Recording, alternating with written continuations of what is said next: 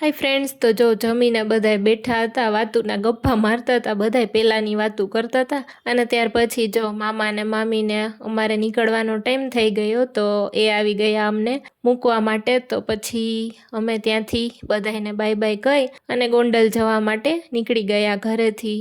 ને અહીંયા જો અમારા સ્વરાબેન બધાયને હાથ ઊંચા કરીને બાય બાય બાય કરે છે. ત્યાંથી જુનાગઢથી અમે લોકો નીકળી ગયા. રાતે નીકળવામાં બહુ રાતના 10 જેવું વાગી ગયું હતું, બહુ મોડું થઈ ગયું હતું. ત્યાર પછી અહીંયા પેટ્રોલ પુરાવા ઊભા રહી ગયા. ત્યાં સ્વરાબેન કે ચાચી તમે આવા હીલ્સ પહેરીને કેમ ચાલો? તો હું એને શીખવાડતી હતી, જો આમ ચાલુ એમ. તમારા બેનને છે ને લાડ કરવા તો બહુ જ હોય બધાય પાસે. અને આ બેન કે મારો વિડીયો ઉતારો, હું ગાડીમાં બેસું છું. તો પછી એના મમ્મીને શું કહે છે કે હું ને ચાચી અમારા બેન બેસવાનું છો, થોડાક આઘા બેસો. ત્યાં આવી ગયું અમારું ગોંડલ. ઘરે આવ્યા તો 12 વાગી ગયા. ને આ સ્વરાબેન જો ચાચુ પાસે લાડ કરે છે. આખો દિવસ ચાચુને મળી નહોતી ને. By friends.